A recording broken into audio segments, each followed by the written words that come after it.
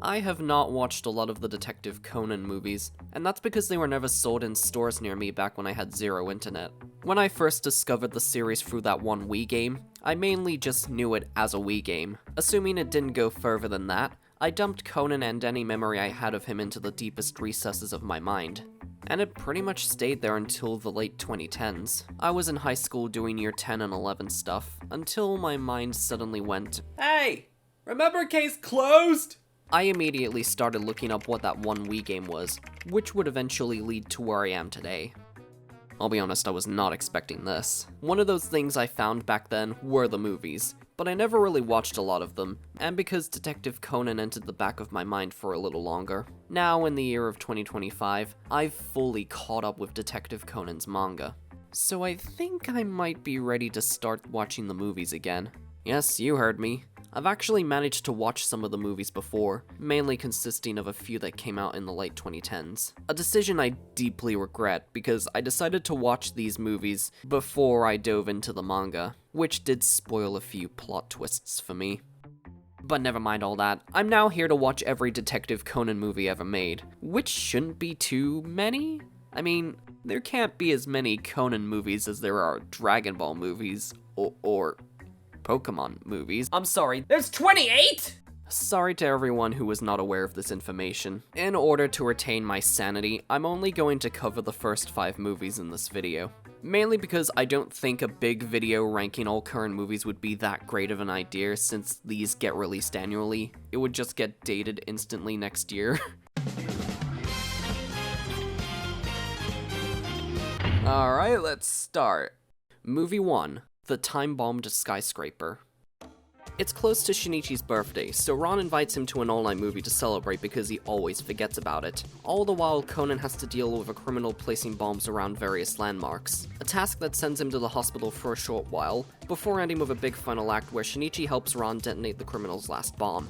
On a first watch, it's a fun but standard story that has nothing to really come back to, even though this is the very first film to star the titular Conan Edogawa. The beginning is perfectly fine, but the middle is where everything kinda slows down when it was just getting good with Conan scrambling to find a secluded place for the criminal's bomb to detonate. Once Conan lands in a hospital bed, the pacing feels a little off, despite all that's happening with the trains. By that point, I was kinda losing interest in what was happening, but the movie quickly won me back when Conan and co visit Moriya Teiji, the architect who made all the targeted landmarks, who turns out to be the one behind the bombings.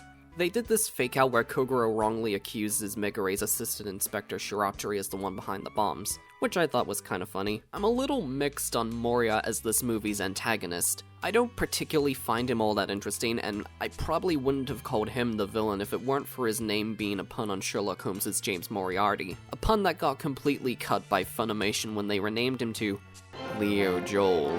Although, I do have to give him credit for making the final act possible. This was a scene Aoyama wanted to draw for the manga, which I'll take as insight on how the series finale could potentially play out.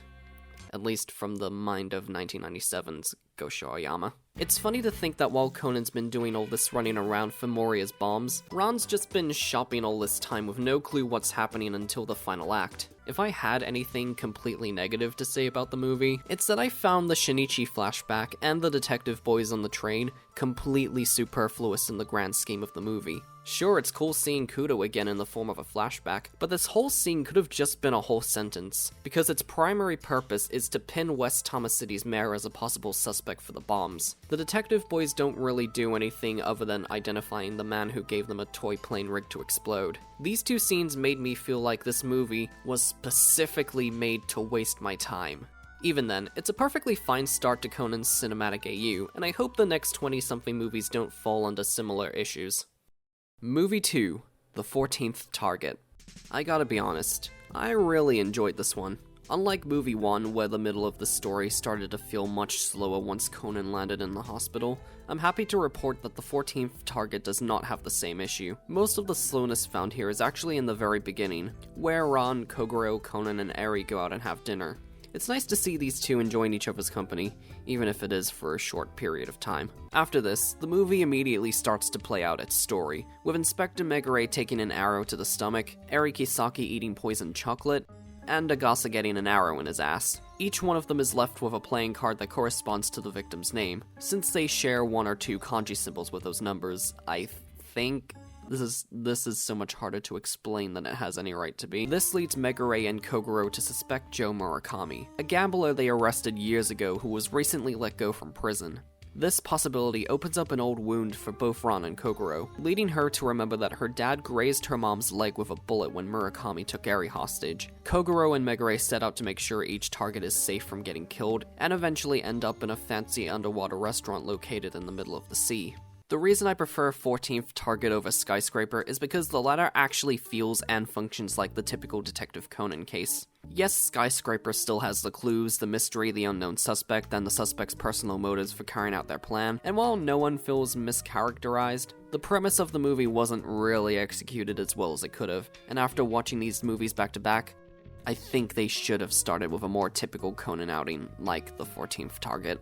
Moving on, 2 more targets are successfully killed, moments before the place is flooded. After everyone floats safely to the top of the building, it's revealed that Kogoro, his wife Eri, and Megure had nothing to do with the killer's motive. They were just pawns for Kohei Sawaki to get his revenge on Nana Osani for a crash that made him lose his sense of taste, revenge on Hiroki Tsuji for tarnishing his profession as a sommelier at a party he hosted, revenge on Minoru Nishina for publishing gourmet books with false wine information, and revenge on Katsuyoshi Asahi for not taking proper care of his rare wines. Now that Sawaki has been found out, he takes a weakened Ran hostage, triggers the other bombs around the building, and plans to escape by helicopter. With the tide in his favor, he gets Shiratori to give up his gun, making Conan bring the gun to him. A big mistake on his end, since Conan just figured out why Kogoro grazed Eri's leg during that previous case with Murakami. When compared to Moriya Teiji, Kohei Sawaki is the better movie villain, mostly because he functions as a standard Detective Conan criminal who kills people rather than landmarks. And dude, his Japanese VA really went all in during the ending. Even Genta, Mitsuhiko, and Aoyumi were used better here, especially when they helped Conan chase down Sawaki when he shot Agasa. Overall, the 14th Target was a much better executed movie than Time-Bombed Skyscraper. It's way more entertaining, it's way more intense, which is saying a lot because the last movie had bombs in it. Wait, this movie also had bombs here. What a ripoff. You know what, forget everything I said, this movie sucks. Don't watch it in theaters, don't watch it. But seriously, I'd watch this over movie 1 any day. Movie 3, The Last Wizard of the Century.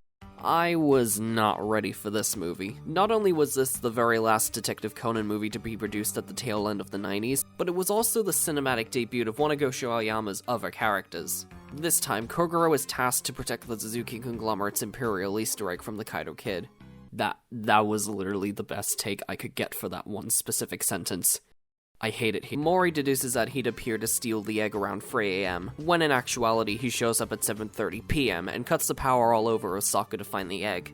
He cut the power to the hospitals too. Prick. Knowing this, Conan and Hattori race to get to the egg before the kid. This might just be my personal favorite part of the movie, because when the kid takes the egg and Conan climbs down the building to resume the chase, we get this sick-ass guitar riff of the show's main theme, combined with Hattori throwing Conan his helmet just before he gets back on the bike.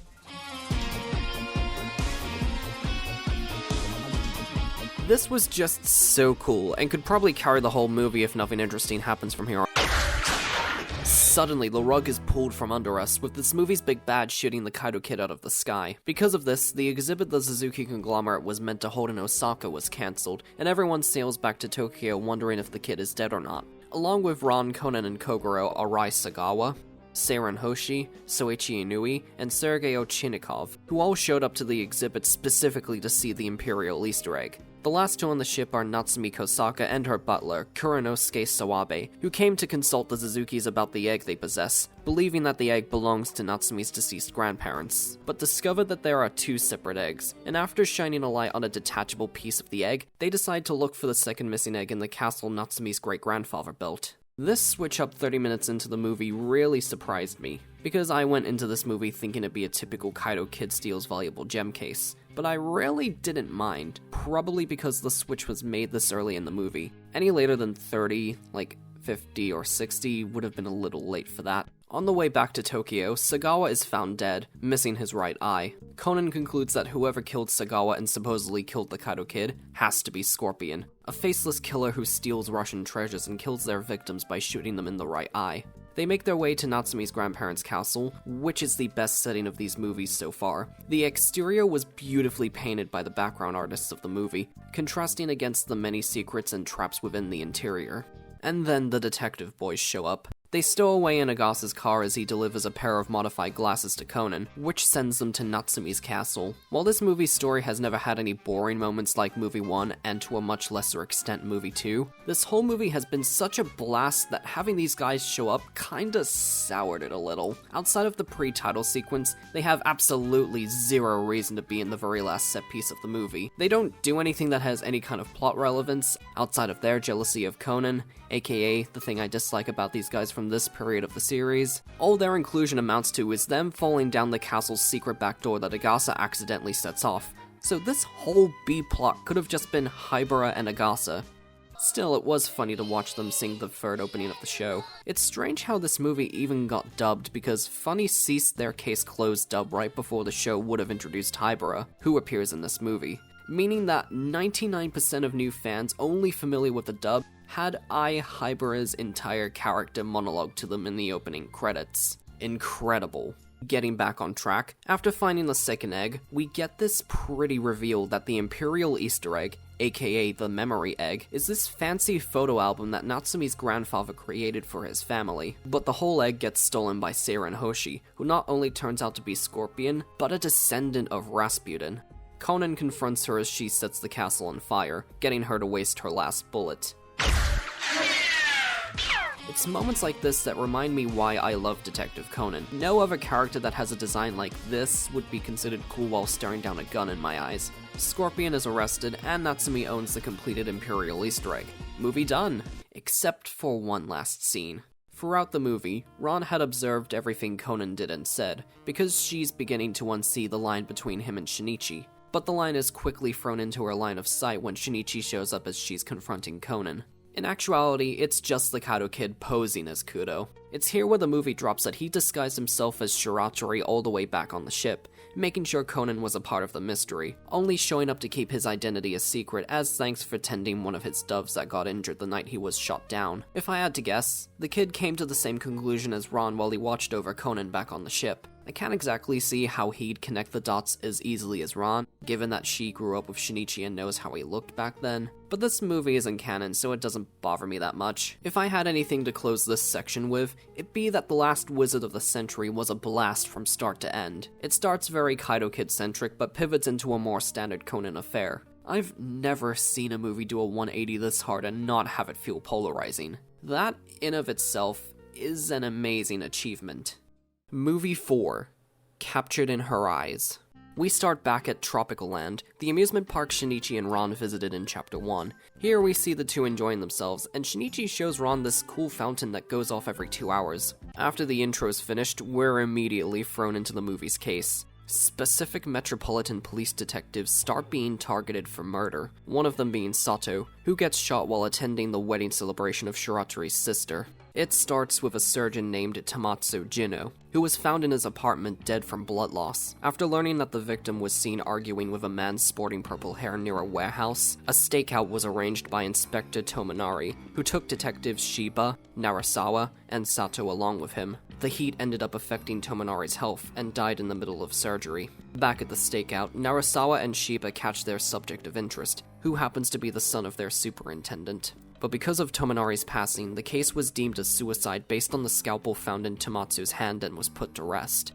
Until Sato, Narasawa, and Shiba began to reinvestigate the case a year later, leading up to now with the two policemen dead, and Sato ends up pulling through at the very end of the movie. This leaves the prime suspects to be Makoto Tominari, the deceased chief inspector's son who holds a grudge against the two other dead detectives, Toshiya Odagiri, Superintendent Toshiro's son who was seen arguing with the surgeon, and Tamaki Jino, Tamatsu's sister who's currently stalking Toshiya. Amongst all this, is another semi-related crisis. Back when Sato was shot, she was with Ran, who witnessed the attempted murder in the dark. This leads Ran to losing her memory from the shock of the moment. Concerned for her daughter's safety, Eri moves back in with her and Kogoro for the time being. This is where the investigation takes a little bit of a backseat when the police decide that Ran is their best lead to the criminal if she regains her memory. After she nearly dies from being pushed in front of an oncoming train, Conan begins investigating again before the suspect ends up killing her, joining forces with Tamaki Jino. I've mostly just been explaining the main plot of this movie, but it's to reinforce my oncoming point, being that this movie has an extremely complicated set of events that can be a little hard to keep up with, if not fully recall once finishing the movie. But because of this,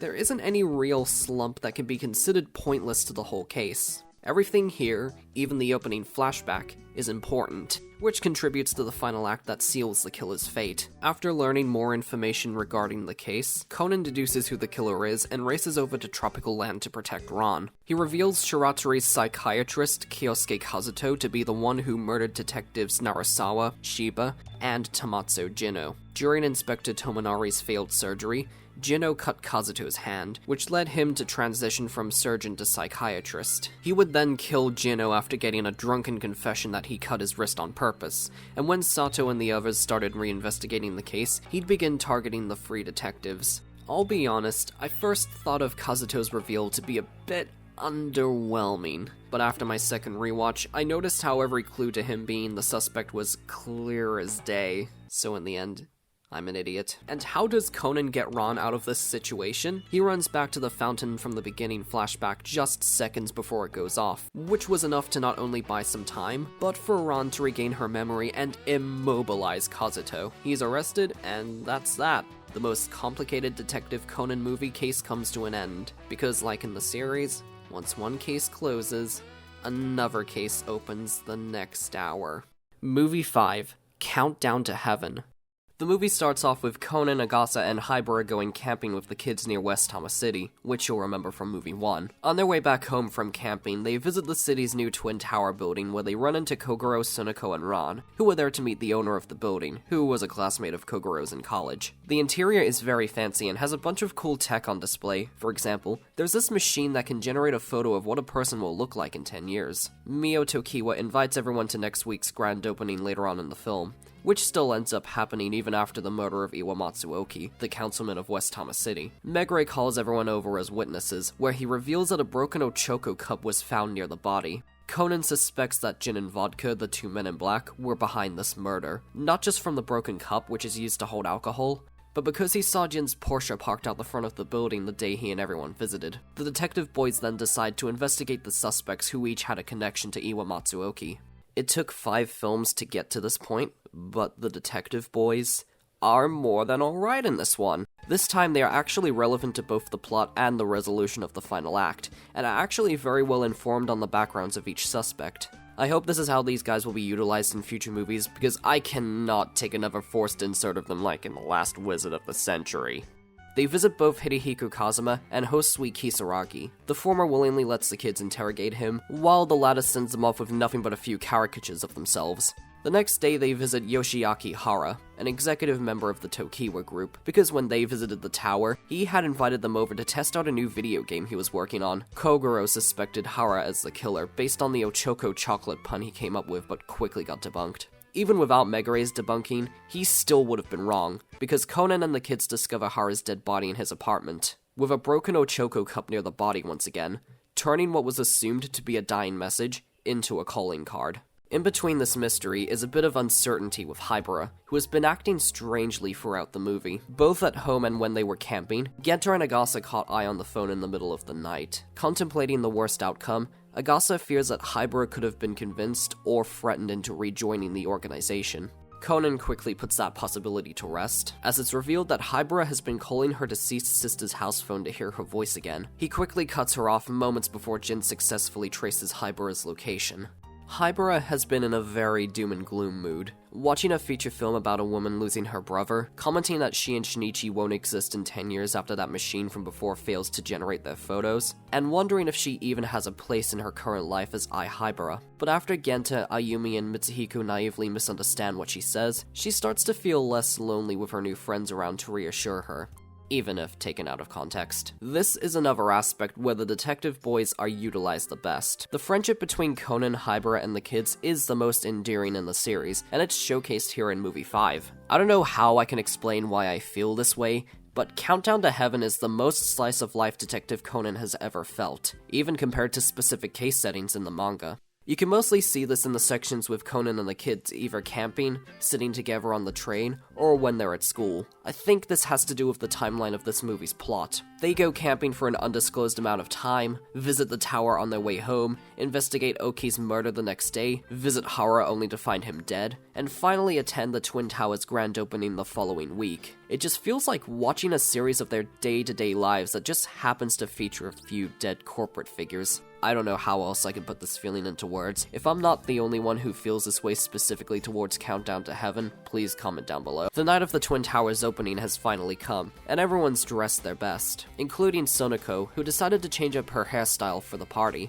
Right after Kogoro wins a Ford Mustang, Miss Tokiwa is found dead, hanging in front of a painting of Mount Fuji. Before the culprit can be revealed, the building starts to explode. Everyone makes it out, aside from Hybera and the kids. It's here that Conan finds the murderer with them in the tower, that murderer being Hosui Kisaragi, who got his revenge on the victims for obstructing the view of Mount Fuji, leaving the broken Ochoko cups as a sign of his anger. Conan reveals that Kisaragi did not kill Hara, but left the broken Ochoko cup to frame it as his murder. And if that wasn't enough, he concludes that Hara was a member of the Black Organization and that he was killed by Jin, who arranged to blow up the Twin Towers computer database to keep their organization's information that Hara stole from leaking outside. But they decide to do more than just eliminate Hara. Right before Conan cut them off Hybera's phone, they heard enough to know that she'd be there at the tower as well, so Jin stakes out on a nearby building, ready to kill Sherry as she evacuates with everyone else.